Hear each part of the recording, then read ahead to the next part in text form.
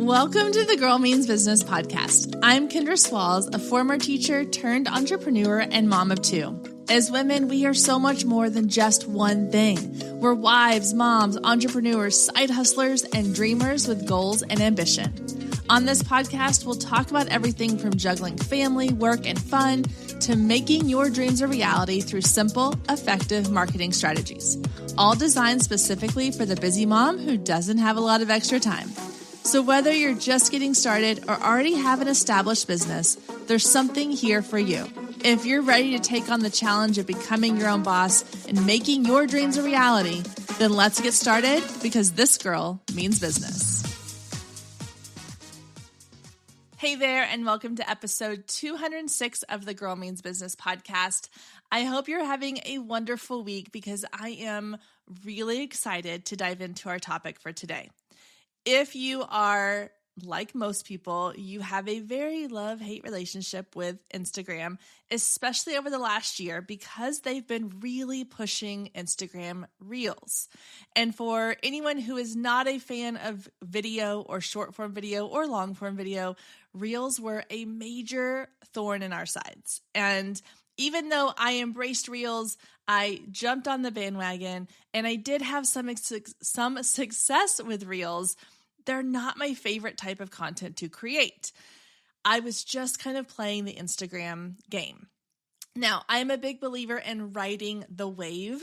And in fact, I was listening to a podcast the other day. They were interviewing, of all people, Kelly Slater, the world champion surfer. And he, kind of used the quote of, you ride the wave that you're given. And that's exactly how I feel most of the time about social media and these different, platforms that we're given access to. We are able to use these platforms mostly for no cost to us to reach a global audience. And so if they want to change up the way the game is played, we have to just kind of play by their rules. Do we always have to love it? No. But sometimes it just means you have to kind of suck it up and go along for the ride. You ride the wave you're given. However, sometimes the wave listens to your feedback and makes changes, and that's exactly what Instagram has done. So recently, the CEO of Instagram came out and said, we realized that in the last year, we put a lot of our energy and emphasis on Reels, and it created an unbalanced proportion on the type of content that was being pushed and referred or recommended on Instagram, and that they were looking to readjust that balance so that there was a closer equal balance between video content and static image content. So what does that mean for Instagram going forward? What we're going to talk about today, along with one extra little change that Instagram has just hot off the presses been releasing, and we're going to talk a little bit about that as too. But first, let's talk about what this change in content means for you as a business owner. Raise your hand if you remember what Instagram was like when it first started. Sadly, I can say that I do. It was just like these overly filtered photos of what people had for lunch. It was not great, but it was the start of this idea of sharing images because Facebook and Twitter at the time, are the two biggest social platforms at the time, were primarily text-based. It was you wrote out your thoughts, your feelings, your ideas, all the things. Instagram came along and said, that's good and great, but we want people to showcase their images, what they're seeing, what they're doing, what does their world around them look like? Because we're visual people. And it really took off because people loved the visual aspect of it. Over time, it has obviously evolved, and, we have these kind of ups and downs of what photos on Instagram looked like, how filtered they were, how real they were. They became almost too polished and perfect, and then we kind of made this shift, and the pendulum swung the other way, and people were embracing the realness and the rawness of their life. And so at the core of Instagram, it's always been about images. And then TikTok came along and shook everything up. And all of a sudden, everybody was flocking to TikTok to watch these short form video clips. And so all these other platforms had to kind of go, okay, well, how do we compete with that? It's the same thing. I know people complained about the TikTok reels, YouTube shorts, Facebook videos, all the things. People were trying to copy TikTok. But this is the thing, guys. If you own a gas station in your town, and forever your gas station has been known for having the best coffee in the morning, and then across the street, someone opens up a gourmet coffee shop, and now people are no longer coming to you for their 25-cent cup of coffee. They're going and spending $3 at this gourmet coffee shop. You can have two options. You can either die out as being known as the coffee place, or you can evolve and grow and change and start offering gourmet coffees as well, maybe for a cheaper price. That's just how business works. And so a lot of times we forget that these social media platforms are also a business, and that they have a goal of keeping people on their platform by whatever means possible. So when everybody started flocking over to TikTok, Instagram and Facebook and YouTube and Pinterest were all like, okay, well, I guess this is what people want. They seem to really enjoy the short form content. Let's give them short form content. And that's how we ended up with Reels and YouTube Shorts and video pins and Facebook videos. Because it's not that they were trying to copy TikTok. They were looking at it going, well, if this is what the people want, let's give the people what they want. So Instagram really leaned into Reels, and almost to the point of leaning too much into Reels. And there was this big petition that went around. I think Kylie Jenner was part of it. Make Instagram again. And the great thing about Instagram, and Adam Mosseri, I think that's how you say his name, that's the CEO, is he listened. They went, okay, maybe this isn't what the people want. We thought it's what the people wanted, but really our people want something different. And it's a testament to knowing your audience as well and listening to what your audience is telling you that they want from you. So he came out and he said, look, this was back in January. He's like, we realized we went too far. We're pulling it back a little bit. We're going to balance it all out. So what does that mean? What it means is that Reels are not going anywhere. Photos and carousels are not going anywhere. All of these things are still viable on the app. What they are looking to do is they are looking to create a more customized experience. So if you have user A and user B, user A goes onto her Instagram account and she just eats up like photos and carousels and stories, but very rarely goes to Reels. It's not her thing. She's engaging more with really fun quotes and carousels with tons of information, or photos of other people doing their thing, or vacations or travels or whatever. It's tracking that.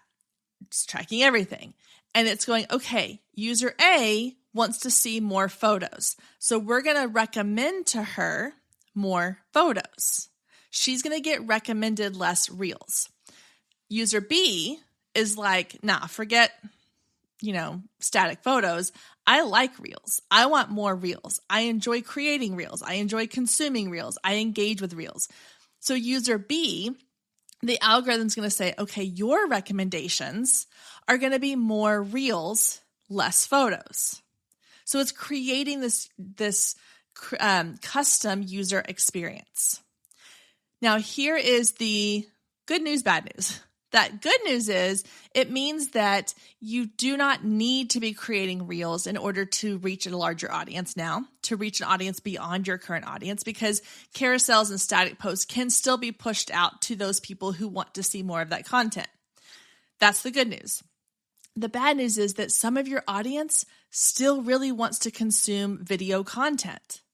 So you need to have a mix of all different types of content. I go back to when I was teaching in the classroom. You would have kids who came in who were visual learners, who were auditory learners, who were kinesthetic learners, who needed to actually immerse themselves in the learning in order to understand it, who needed complete silence. Some kids needed, they enjoyed having kind of noise, background noise while they worked. Some people worked better by themselves. Some worked better on their own. As a teacher, I had to figure out, how do my students learn and how can I reach them where they're at, so that I'm not trying to reach a visual learner with just an auditory lesson, that I'm not trying to teach a kinesthetic learner by having them read a book. And your audience is kind of the same way. And I can already hear the question you're asking, which is, okay, Kendra, but how do I know what type of content my audience really wants most? Because in a classroom, you have time to get to know your students and figure out how they learn best. You don't have that luxury on social media all the time. So here's my answer to that question. You have two ways. One, ask them. Put out polls in your stories. What type of content what's the first type of content you go to when you get onto Instagram? That's always a fun question to ask. What's the first thing you look at? Do you look at your stories? Do you go straight to your feed? Or do you hop over to Reels? If most of them say they hop over to Reels, then you need to be creating Reels. If most of them say they get on stories, create more stories. If most of them say they go to their feed, then create more feed content, post, carousels, static images, those kinds of things. If it's 50-50 on two of them, then you know those are the two areas to focus on. The other thing you can look at is your engagement rate. When you post Reels, how much engagement are you getting from your audience versus when you post a static image? And compare the two. It's not going to be apples to apples. You're comparing kind of apples to oranges. However, over time, if you post 2 Reels a week and 2 static images a week, and you do that consistently for 2 or 3 weeks, and you look at the data and you say, okay, out of 8 static images and 8 Reels, the majority of my audience really engaged more with the static images, then you can do more of that. You can put more of your energy towards that. So that's how you can tell what your audience wants. But overall, it's a good idea to have variety in your content. There are some Instagram pages that do really well just posting Reels. And there are some Instagram pages that do really well just posting static images. But those are the exception to the rule. The reality is, if you want your Instagram account to grow right now in the place that we're at with Instagram, you need to be adding a variety to your content. Now, does that mean you need to be creating brand new content each time? Absolutely not. I want you to think of each piece of content you create as do it in 3 different ways. So I recently did a series in my Instagram feed on brand archetypes. In fact, I did a whole podcast episode a while back. And so I did it as a static feed. I had, do you know your brand archetype? And then I had carousels of each brand archetype that I posted over the course of like a week or 2. So I did it as a static image post. I did it as a carousel. I shared them in my stories and I talked about them in my stories. I created a reel about brand archetypes leading back to the original post. I did a podcast episode on brand archetypes. So I was able to get 4 different types of content out of one topic of content, brand archetypes. That first piece of content I made, I turned it into 4 different pieces of content. Did I share them all on the same day? Not necessarily. Did I share them over the course of about 3 or 4 weeks? Yes. So if you create a static image, then the next week or a few days later, turn it into a carousel, turn it into a reel, talk about it in your stories, write a blog post about it, send out an email to your email list, which I did that on the brand archetypes. That's technically 5 pieces of information or 5 pieces of content from that one topic. Do a podcast episode about it, do a YouTube video on it, put pins on Pinterest. You don't have to reinvent the wheel in order to utilize your content in a variety of different ways. So I'm not saying that you need to make 5 pieces of content each week that are images, 5 that are carousels, and 5 that are reels. Absolutely not. That's insane. What I'm saying is take one static image for this week. Next week, turn it into a reel. The next week, turn it into a carousel. The next week, turn it into a blog post. The next week, make it an email to your email list. You now have 6 weeks of content of all different varieties from one topic. So hopefully that helps you to listen to this episode and go, oh my gosh, this isn't helpful. It's overwhelming me because now I have to do all these different types of content. I have to do reels and photos and carousels and stories and all the things. Just breathe. Stay with us. We'll be right back. If you've been listening to the Girl Means Business podcast for any amount of time, then you know my love of email marketing runs deep.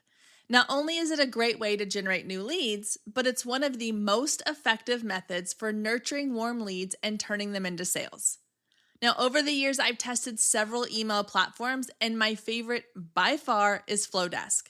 Not only do they make email marketing simple and easy, even for the technically challenged, but they have everything you need to create stunning emails, capture leads, make sales, and automate the entire process, giving you time back in your busy day.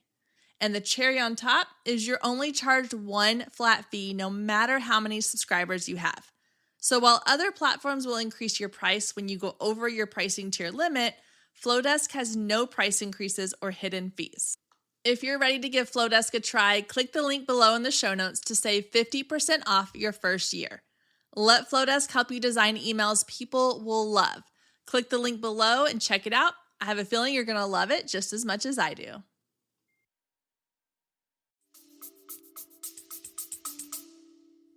Take it one piece of content at a time. Do not stress yourself out.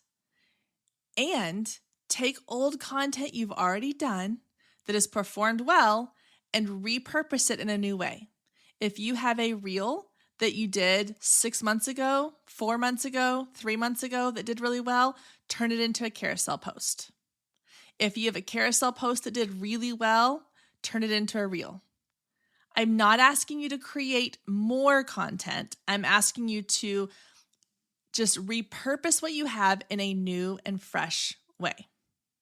So that is the first major update from Instagram, is that they are looking to rebalance what type of content they're putting out. I've already seen this happening on my own feed. My Reels views and engagement have dropped. My carousel posts are skyrocketing. I'm getting some of the best engagement I've had in years when it comes to carousels and static posts in the last couple of weeks. So that's obviously what my audience really enjoys and likes. I'm going to lean into that, but I'm still going to utilize the other types of content as well. Now I want to really quickly just touch on the most recent update that Instagram has come out with. But before I share what it is, I want to just make sure that you understand that this is still something that is very brand new. It's not rolling out to everybody just yet. They are testing it. So I'll put it into the terms of I live in Texas. We're into the spring season where it's like severe weather season. In fact, at the time I'm recording this, we have a severe weather watch coming this afternoon with possible hail, tornadoes, all the thing. They have taught us very well from a young age when we live in the tornado alley, the difference between a watch and a warning. A watch means that it is possible to happen in your area, but it's not necessarily an immediate threat. And a warning is an immediate threat. Take shelter, be precautious, beware of your surroundings, all the things. So I will say that for this announcement on Instagram, their new feature, it is a watch. It is not a warning because we are not fully aware of how this is going to play out.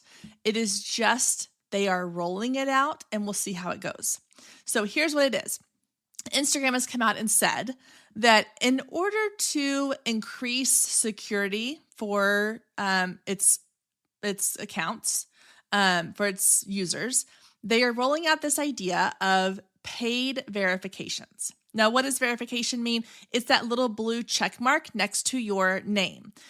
Typically, this is reserved for celebrities, high-profile people, anyone who is kind of a name that you might recognize or that is easily susceptible to being imitated. When you are applying to get verified, it has nothing to do with how many followers you have. It has nothing to do with how, big your business is or isn't. It's all about how visible are you on the internet. This usually means are there articles written about you? Are you someone who has been in the news or in People magazine or, not just did your friend write a blog about you? Have you been on some podcast? It's are you visible to the masses?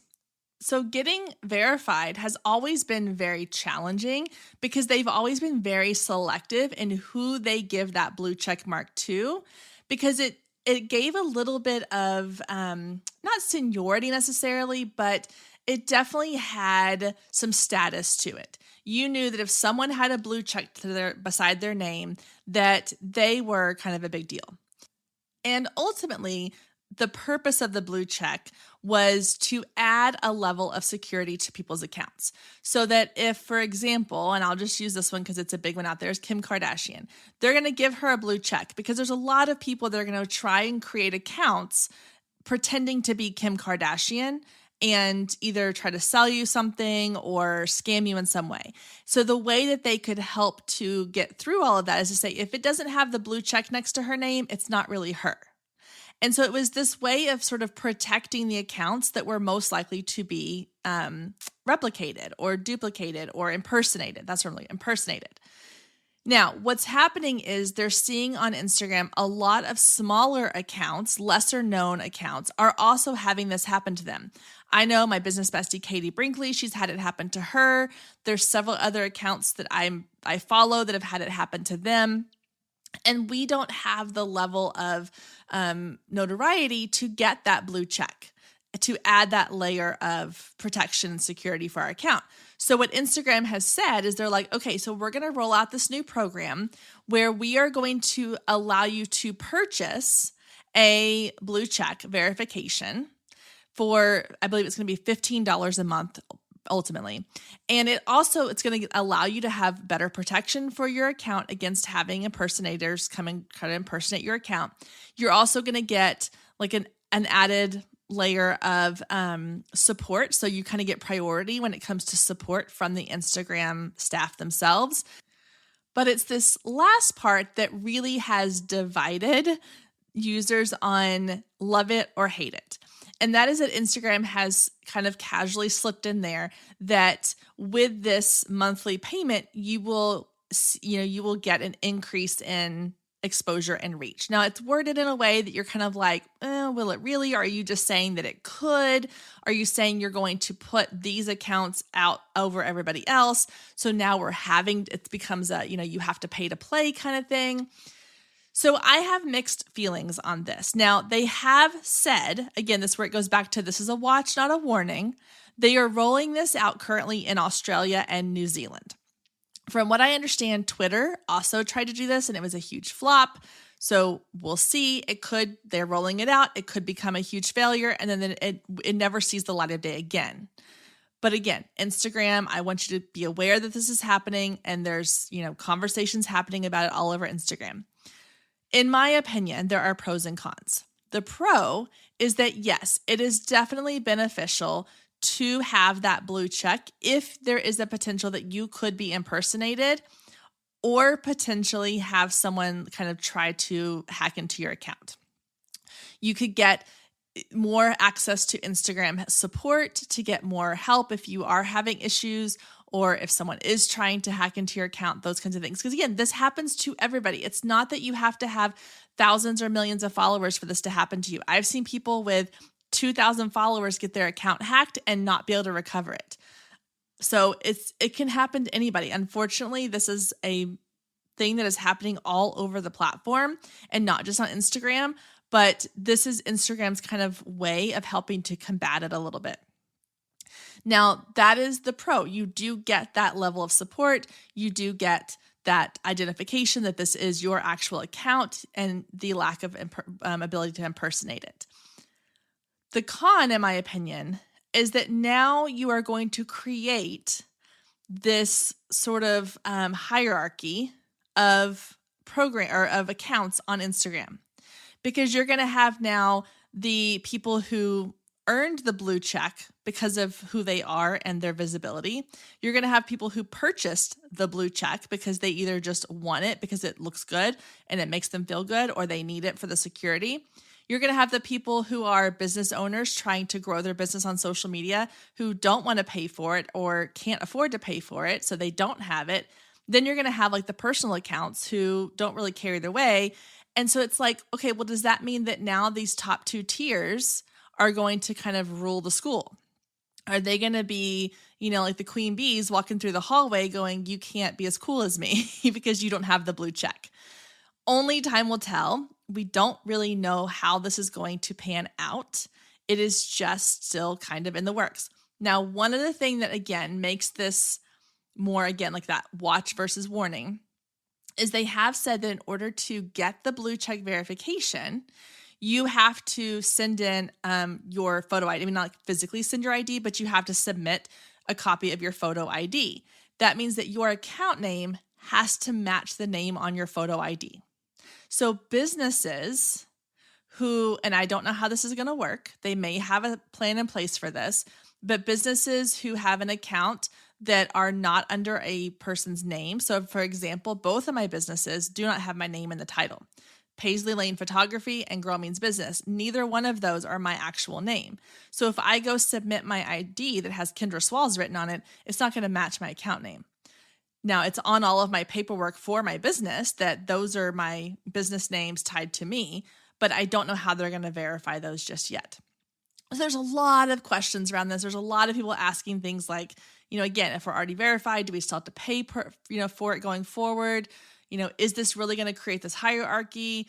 Are you going to not push out content as much from people who aren't verified? Is this Instagram's way of ultimately making us all pay for a subscription to use the platform? There's a ton of questions. And again, I go back to what I said at the beginning. We ride the wave that we're given. These platforms have been free for us to use for a very long time. And we've been very fortunate that we have not had to pay if we didn't want to, other than, using ads and things like that. It's been a free platform. At some point, these are businesses. Meta and Twitter, all these things, they are businesses. Their ultimate goal is to make money. And so I am honestly surprised that it has taken them this long to implement something like this. Again, we will see how this all plays out. It's a watch, not a warning. It could turn into a warning, and if it does, I will definitely let you know more. But I wanted to make sure it was on your radar so you kind of had an idea of what could potentially be coming down the pipeline here on Instagram. So good news, bad news, kind of wishy-washy news. So hopefully you were riding the wave of this episode, the highs, the lows, all the things. It's crazy. But I just want to make sure I'm keeping you up to date on what is happening over on the gram so that you can ride the wave that you're given. All right, guys, I will see you back here next week, same time, same place. Thank you so much for joining us today. I hope you enjoyed the conversation as much as I did. And as always, you can find any links or resources mentioned in today's show down in the show notes. And if we're not friends outside the podcast yet, then what are you waiting for? Come find me on Instagram at Girl Means Business and send me a DM letting me know what you thought of today's episode or any of the past episodes you've listened to. You can also take a screenshot of today's episode.